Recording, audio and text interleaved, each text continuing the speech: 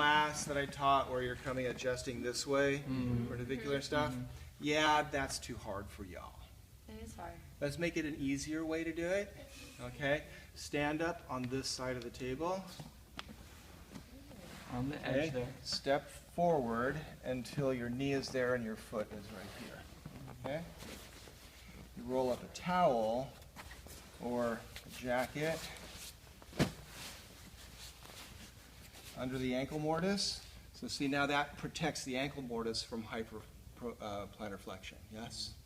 So you roll up a towel, put some rubber bands around it. So now you palpate and see where the callus comes this way.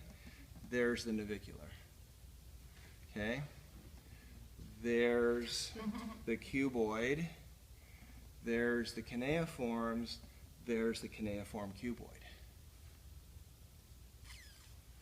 So I can adjust the navicular on the talus. If this is supported, I can adjust the cuneiform under the navicular and the first or second metatarsals through here.